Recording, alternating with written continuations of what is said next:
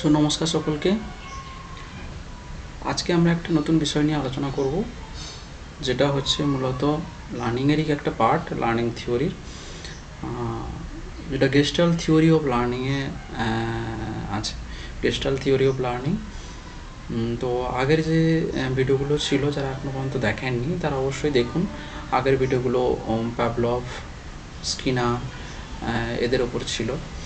তো যারা আগে দেখেননি তারা হচ্ছে এডুকেশন সাইকোলজির প্লেলিস্টে যান, গিয়ে দেখুন ওখানে, তারপর পরবর্তী ভিডিওগুলোও দেখুন। তো আমরা এগিয়ে যাই। এরপর যে লার্নিং কি, লার্নিং কীভাবে হয়, learning can change the human behaviour. তো লার্নিং কোথাও না কোথাও হতে পারে, প্রতিনিয়ত প্রত্যেক দিন আমরা লার্ন করছি। তো এই যে লার্ন করা ব্যাপারটা গেস্টাল্ট মনোবিদরা একটু অন্যভাবে দেখেছেন। তারা গেস্টাল্ট মানে কি, গেস্টাল্ট মানে একটা অবয়ব, অর্থাৎ প্যাটার্ন, যেটা জার্মান ওয়ার্ড থেকে এসছে।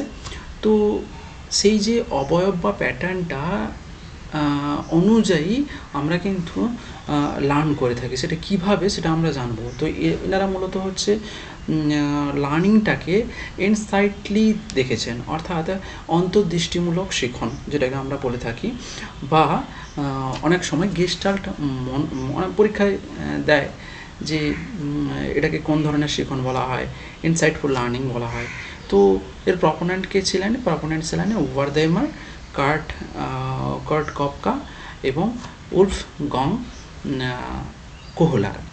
তো ওনারা হচ্ছে দেখলেন যে ব্যক্তি যখন হচ্ছে পারসেপশন করে, অর্থাৎ কোনো বিষয় যখন আমরা দেখছি, দেখে সেটা মনে কিন্তু একটা প্রতিচ্ছবি তৈরি করছে যে না এটা হবে, দিয়ে সেটা তখন আমরা দীর্ঘদিন থেকে যাচ্ছে। তো যেরকম কোনো ঘটনা ধরি, কোনো ঘটনা যদি আমরা কোনো প্রসেস বা কোনো লার্নিং সিচুয়েশান যদি আমরা ধরি, তাহলে সেগুলো এমনভাবে মানুষের মনে স্টোর হয়ে যায়, সেগুলো কিন্তু আর ভোলে না।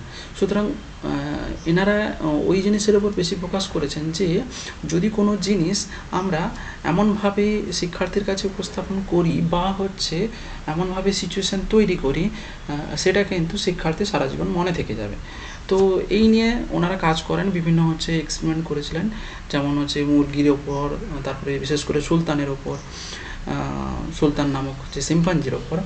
তো আমরা বিশেষ করে ওই সুলতান নামক শিম্পাঞ্জি যে রয়েছে, ওরই এক্সপেরিমেন্টটা বেসিক্যালি পড়বো বা জানবো। তো সেখানে লার্নিং কি, এখানে লার্নিং বলতে learning is a process of modification of behaviour through experience, অভিজ্ঞতার মাধ্যমে। অর্থাৎ অভিজ্ঞতার মাধ্যমে যা আমরা শিখি সেটাই কিন্তু অ্যাকচুয়ালি লার্নিং হয়। ঠিক আছে? তো সেইটাই ওনারা দেখিয়েছেন যে কীভাবে ব্যক্তি অভিজ্ঞতার মাধ্যমে শেখে এবং সেটা সেই লার্নিং বা সেই শিক্ষণটা দীর্ঘস্থায়ী হয়ে যায়। So they more focused on learning and perception. তারা প্রত্যক্ষণকে বেশি গুরুত্ব দিয়েছেন, অর্থাৎ পারসেপচুয়াল নলেজকে বেশি গুরুত্ব দিয়েছেন। তারা বলছেন যে যখন আমরা কোনো কিছুকে দেখবো, তার জ্ঞানটা অনেক দীর্ঘস্থায়ী হবে, তাই না? তারপরে তারা গুরুত্ব দিয়েছেন ডিফারেন্সিয়েশন অ্যান্ড ইন্টিগ্রেশন, অর্থাৎ আমরা যখন জ্ঞান নিই বা হচ্ছে লার্ন করি, তখন হচ্ছে বিষয়বস্তুকে ডিফারেন্সিয়েট করি। এটা নয়, এমন নয় যে আমি সব একসঙ্গে এদিক সেদিক করে লার্ন করি।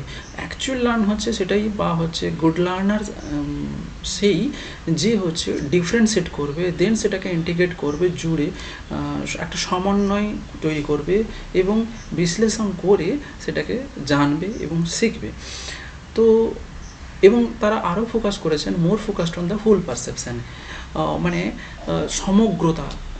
সমগ্র জিনিসকে বেশি ফোকাস করেছেন। তার জন্য এই তত্ত্বকে বলা হচ্ছে সমগ্রতাবাদী তত্ত্ব। অর্থাৎ তারা ওনারা বলতে চাইছেন যে আমরা যখন কোনো কিছু শিখি, তখন হচ্ছে সমগ্র বিষয়টাকে দেখে শিখি, সমগ্র বিষয়টার যে বিষয়টাকে করে পারসেপচুয়াল নলেজ নিয়ে ওখান থেকে কিন্তু শিখি। অর্থাৎ এমনটা নয় কোথাও ফাঁক থেকে গেছে, সেটা কিন্তু তখনই মাইন্ডে একটা নক করবে যেন এখানে কিছু একটা ছিল। তো এইভাবে শিখে থাকি। তো লার্নিং বাই ইনসাইট, ওনারা বলছেন যে লার্নিং বাই ইনসাইট মানে অন্তর্দৃষ্টির মাধ্যমে শিখনটা কীভাবে হয়, দুভাবে হয়। একটা হচ্ছে ফোর সাইড, যেটা হচ্ছে সামনে থাকছে, সামনে দেখছি, এবং কিছু কিছু জিনিস থাকে যেগুলো আমাদের হাইন্ড সাইড, মানে পেছনে বা পশ্চাৎ পড়ে আছে, মানে সেগুলোকে আমরা কখনো কখনো সেগুলোকে ইগনোর করে, সেগুলো ধরো কোনো খারাপ জিনিস আছে সেগুলোকে ইগনোর করে আমরা সামনে ভালো জিনিসটাকে নিয়ে এগিয়ে যাচ্ছি। তো এই যে শেখা, অর্থাৎ লার্নিং বাই ইনসাইট, এইভাবে শেখা হয়ে থাকে। দেন ওনারা বলতে চাইছেন যে একটা এক্সপেরিমেন্ট করলেন, এক্সপেরিমেন্টের হচ্ছে দেখা গেল একটা শিম্পাঞ্জিকে নিয়ে করলেন। শিম্পাঞ্জিকে বিভিন্ন রকমেরভাবে বিভিন্ন বইতে দেওয়া আছে, তো আমি দু ধরনেরই বলে দিচ্ছি। একটা হচ্ছে তিনি প্রথমটা বলে দিই, এখানে এই ছবিতে দেখানো হয়েছে যেখানে কতগুলো বাক্স আছে, 3টা মতো বাক্স আছে, ওপরে হচ্ছে কলা ঝোলানো আছে। তো 3টা বাক্সকে যখনই হচ্ছে জোড়া লাগানো হবে তখন কিন্তু ওই কলাটা খেতে পারবে শিম্পাঞ্জি। তো প্রথমে হচ্ছে শিম্পাঞ্জিকে ভেতরে ঢুকিয়ে দিয়ে কলার করলেন, প্রথমে দেখিয়ে দিলেন, মানে পরীক্ষার সাথে পরিচয় করিয়ে দিয়েছিলেন যে এইভাবে জুড়ে হচ্ছে কলাটাকে ধরা যাবে। তো প্রথম পর্যায়ে কিন্তু ওটা কীভাবে করছিল পারছিল না, কিন্তু তাকে পরিচয় করে দিতে সে 1-2বার চেষ্টা করলো গুছিয়ে মুছিয়ে, তারপর একটা সময় গিয়ে ওগুলোকে জোড়া লাগিয়ে ওই কলাগুলোকে ধরতে পারলো। সুতরাং এই যে অভিজ্ঞতাটা তৈরি হলো, এটা কিন্তু দীর্ঘস্থায়ী, এটা আর সে আর ভুলবে না। তো এটা ছিল কোহলারের যে শিম্পাঞ্জির ওপর পরীক্ষা। এবং তার সঙ্গে যদি আমরা দেখে দিই, আরও আছে খাঁচার ভেতর হচ্ছে শিম্পাঞ্জিকে ঢুকিয়ে রেখেছিলেন, সেখানে সেই পরীক্ষার সাথে প্রথমে কিন্তু 2টো স্টিক দিয়ে রেখেছিলেন, যে 2টো স্টিককে জোড়া লাগিয়ে বাইরে যে কলাটা আছে ওটা খেতে পারবে, না হলে কিন্তু ওই স্টিক জোড়া না লাগালে কিন্তু খেতে পারবে না, টেনে খেতে পারবে। তো তিনি স্টিকগুলো 2টো রেখেছিলেন এবং তার পরবর্তীকালে গিয়ে তিনি ওগুলোর সঙ্গে পরিচয় করিয়ে দেন জোড়া লাগিয়ে। তারপর পরে কিন্তু শিম্পাঞ্জি সেটা জোড়া লাগিয়ে কিন্তু খাবারটা টেনে আনে। তো এই যে জিনিসগুলো আমরা বুঝলাম, এইগুলো মানে ভেতর থেকে সে নিজে থেকে করছে, এই যে শেখা, পরিচয় করিয়ে দেওয়া হলো, তারপর শিখছে, অনেক সময় সে নিজে থেকেও শিখে থাকে। ঠিক আছে, দেন স্টেজেস অফ লার্নিং, এখানে তিনি কতগুলো স্টেজেসের কথা বলছেন। কী কী স্টেজেস, যেমন কোনো জিনিস যখন আমরা শিখি সেটা অর্গানাইজড ফর্মে শিখি, বা কোনো পরিস্থিতিকে আমরা গুছিয়ে নিই, এমনটা হয় না যেন সেই পরিস্থিতি অগোছালো থেকে গেছে, বা বিষয়টা বা অবজেক্টটা যেটা সম্পর্কে আমি লার্নিং করব বা শিক্ষা নেব সেটা কিন্তু অর্গানাইজড ফর্মে নেই, তাহলে কিন্তু আমার থিঙ্কিং সেইভাবে কাজ করবে না, বা থিঙ্কিং প্রসেস সেইভাবে চলবে না। দেন সেই অর্গানাইজড করার পর আমরা সেই বিষয়টার সাথে রিলেশনশিপ খোঁজার চেষ্টা করি, অর্থাৎ সম্পর্ক খোঁজার চেষ্টা করি, সম্পর্ক স্থাপনের চেষ্টা করি। সম্পর্ক স্থাপন করার পর সেটা কিন্তু আমরা ডিফারেন্সিয়েট করার চেষ্টা করি, যে বিষয়টি থার্ড পজিশনে গিয়ে সেগুলোকে আমরা আলাদা করি, যে কোন জিনিসটা হচ্ছে ফ্রুটফুল, কোন জিনিসটা হচ্ছে ফ্রুটফুল নয়, সেইভাবে হচ্ছে আলাদা করার চেষ্টা করি। চেষ্টা করার পর সেটার মধ্যে সমন্বয় সাধন করি, যেগুলোকে আমরা একসঙ্গে নিলাম সেটাকে সমন্বয় সাধন করি, দিয়ে আমরা সেটা শিখে থাকি। বোঝা গেল যে শিখনের হচ্ছে স্টেপগুলো। এখানে যে গেস্টাল্ট মতবাদে প্রথমে অর্গানাইজড করি, দেন রিলেশন খুঁজি, দেন ডিফারেন্সিয়েট করি। ঠিক আছে, তো দেন নেক্সট এগিয়ে যাচ্ছে আমরা যে প্রিন্সিপাল, কতগুলো প্রিন্সিপাল রয়েছে এই গেস্টাল্ট বা সমগ্রতাবাদীর তথ্যটা রয়েছে, এর উপর ভিত্তি করে কতগুলো প্রিন্সিপাল রয়েছে।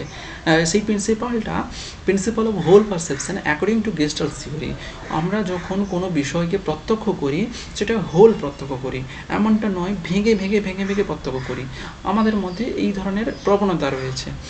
তো যেমন আমরা এখানে একটা ছবি দেখিয়েছি প্রক্সিমিটি মানে কি, যে যেসব বস্তু পরস্পরের কাছাকাছি আসে তাকে আমরা কিন্তু মানে গুছিয়ে দেখি।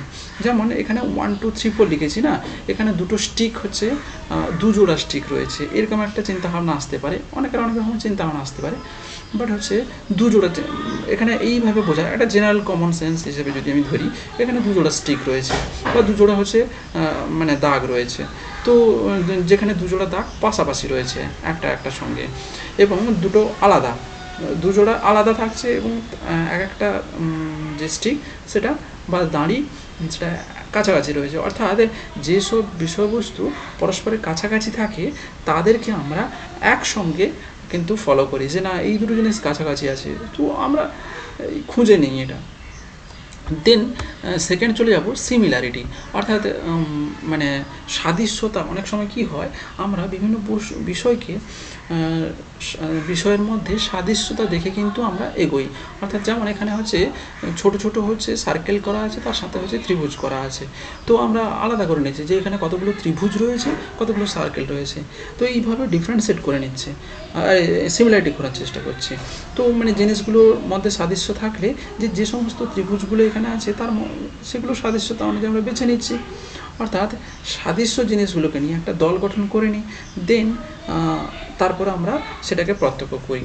তো হাইন্ডসাইড পিকচার, যেমন পশ্চাৎপট আমরা অনেক সময় দেখে থাকি। এখানে বোঝা যাচ্ছে যে কিছু কিছু জিনিস আছে যেগুলো হচ্ছে আমরা মানে তার চিত্র বা পশ্চাৎপট দেখে বুঝে থাকি। এখানে ব্যক্তি তার পশ্চাৎপট, মানে যে 3 নম্বরে ব্যক্তি তার পশ্চাৎপট অপেক্ষা অনেক বেশি সুসংগত, মানে একে অপরের মুখোমুখি, তাই না? তো পশ্চাৎপট দেখে আমরা বুঝে নিচ্ছি যে এখানে দুজন ব্যক্তি কিন্তু পরস্পরের মুখোমুখি আছে। তার মানে বাহ্যিক দিকটা, মানে যখন হচ্ছে ছায়াটা, এই যে পেছনে ছায়াটা পড়ছে, এইটা দেখেই আমি বুঝতে পারছি। দেন কন্টিনিউটি, অর্থাৎ একটা ধারাবাহিকতা থাকে।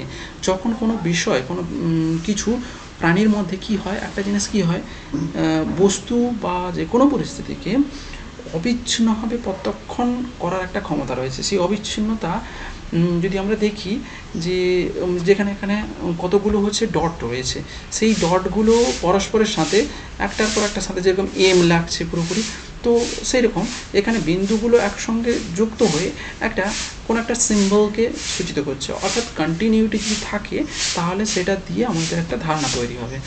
দেন তারপরে মুভমেন্ট, অর্থাৎ দেখা যায় যে অনেক সময় সাইড দিয়ে কোনো একটা জিনিস চলে গেল বা কোনো জিনিস গতিশীল হচ্ছে, তাহলে কিন্তু সেই বিষয়টার প্রতি আমাদের মনোযোগ যাচ্ছে বা আমাদের মানে সেই জিনিসগুলোকে আমরা একসঙ্গে প্রত্যক্ষ করি। অর্থাৎ যেমন আমরা বলি যে ট্রেনের যে বগি চলে যাচ্ছে, কতগুলো বগি একসঙ্গে যাচ্ছে, তো সেই যে গতিশীল, অর্থাৎ গতিশীল আকারে যাচ্ছে বলে সেই তার যে মুভমেন্টটা সেটাকে আমরা প্রত্যক্ষ করছি। দেন কন্টিনিউটি মানে কি, অর্থাৎ একটা ধারাবাহিকতা থাকবে বিষয়গুলোর মধ্যে। যত কন্টিনিউটি থাকবে তত মানে হচ্ছে তাদের মধ্যে মানে প্রত্যক্ষণটা ভালো হবে। দেন গ্যাপ ফিলিং, অর্থাৎ অনেক সময় কী হয়, গ্যাপ ফিলিংয়ের একটা ছবি দেখাচ্ছি আমি, যেটা বোঝা যাবে যে এখানে দেখো এসটা কেমনভাবে লেখা আছে, কেটে কেটে লেখা আছে, এমটাকেও কেটে লেখা আছে, এটাকেও কেটে লেখা আছে, কিন্তু আমি প্রথম থেকে বলে দিলাম এটা এস, এটা এম, এটা এস এম এ লেখা আছে, কিন্তু এই যে জিনিসগুলো আমরা বলি না যে এটা কাটা আছে, আমরা বলেই দিই এখানে এস এম এ লেখা আছে। তো এই যে জিনিসগুলোকে আমরা প্রত্যক্ষ করছি, সমগ্রভাবে প্রত্যক্ষ করছি। গেস্টাল্ট মনোবিদরা এই জিনিসটার উপর প্রত্যক্ষ করেছেন যে যখন কোনো কিছুকে প্রত্যক্ষ করি সামগ্রিকভাবে প্রত্যক্ষ করি। এরপরে আমরা চলে যাচ্ছি এডুকেশন অ্যাপ্লিকেশান, যে বিভিন্ন ধরনের প্রবলেম সলভিংয়ে সাহায্য করছে, বিভিন্ন ধরনের স্কিল এনহ্যান্সমেন্টে সাহায্য, অর্থাৎ কোনো জিনিস যদি আমরা বারবার সেটাকে রিভাইজ করি বা হচ্ছে সেটা সম্পর্কে অবগত হই, তাহলে সেই প্রবলেমটা সলভ হয়ে যাবে। দেন স্কিল এনহ্যান্সমেন্টে সাহায্য করে, অর্থাৎ দক্ষতার বিকাশে সাহায্য করে। হোল টু পার্ট আমরা যাই অনেক সময়, যে বিষয়বস্তুকে সামগ্রিকভাবে দেখার চেষ্টা করি, তারপর সেটাকে পার্ট করে আমরা পড়া করি, এবং অনেক সময় বিষয়বস্তুকে অর্গানাইজড করে নিই। শিক্ষাক্ষেত্রে কী হয়, বিষয়বস্তুকে অর্গানাইজড করে শিক্ষার্থীর কাছে যদি উপস্থাপন করা যায়, তাহলে শিক্ষার্থীরা সেই অধীত বিষয়বস্তুগুলিকে দীর্ঘদিন মনে রাখতে পারবে। এবং তার সঙ্গে ইন্টিগ্রেশন একটা ব্যাপার থাকে, যে একটা বিষয়ের সাথে একটা বিষয়ের একটা ইন্টিগ্রেট থাকবে, যেমনটা নয় যে আমি এটা পড়াচ্ছি তারপর ওইদিকে পালিয়ে গেলাম, এই যে জিনিসগুলো যেন না থাকে, কন্টিনিউটি থাকবে। অবশ্যই সেই বিষয়গুলোর মধ্যে একটা ধারাবাহিকতা থাকবে। একটা যেমন হচ্ছে চলনের পর গমনটা পড়াবো, বা চলন গমন একসঙ্গে একটা পড়াবো, এই যে জিনিসগুলো ক্ল্যারিটি থাকতে হবে। তারপর কি থাকতে হবে, শিক্ষাক্ষেত্রে যে লক্ষ্য বা উদ্দেশ্য সম্পর্কে একটা পরিষ্কার ধারণা থাকতে হবে। দেন অ্যাক্টিভ এবং ইন্টারেস্ট থাকতে হবে। একটা জিনিস কি হয়, যখনই হচ্ছে বিষয়বস্তুকে সম্পর্কে জ্ঞান অর্জনের দিকে যাওয়া হয়, শিক্ষার্থী অ্যাক্টিভ হয়ে পড়ে। অ্যাক্টিভ কীভাবে হয়, যখন ফাঁক থাকছে না, তখন সে অটোমেটিক্যালি হচ্ছে গিয়ে ফাঁক পূরণের দিকে এগিয়ে যাবে, অর্থাৎ তার মধ্যে একটা অ্যাক্টিভনেস চলে আসবে, তার মধ্যে একটা ইন্টারেস্ট আসবে, খোঁজার, সেই যে খোঁজা, সেই বিষয়কে সলভ করার মধ্যে একটা ইন্টারেস্ট আসবে। বোঝা গেল? এই হচ্ছে এডুকেশনাল ইমপ্লিকেশন। আজকে আমরা তাহলে জানলাম সমগ্রতাবাদী তত্ত্ব বা হচ্ছে গেস্টাল্টের অন্তর্দৃষ্টিমূলক শিখন তত্ত্ব গেস্টাল্টবাদীদের। তো বোঝা গেল? Clear? So thank you to all of you. যারা এখনও পর্যন্ত সাবস্ক্রাইব করেননি সাবস্ক্রাইব করুন, বন্ধুদের মধ্যে শেয়ার করুন, কারণ এতে হচ্ছে অনেকটা সবাই একসঙ্গে শিখতে পারবেন। এবং কোনো প্রবলেম থাকলে অবশ্যই হচ্ছে কমেন্ট বক্সে জানান যে এই জায়গাটা হচ্ছে প্রবলেম হচ্ছে, এই জায়গাটা বুঝতে অসুবিধা হচ্ছে, আমি অবশ্যই আলোচনা করবো সেটা নিয়ে। Thank you so much.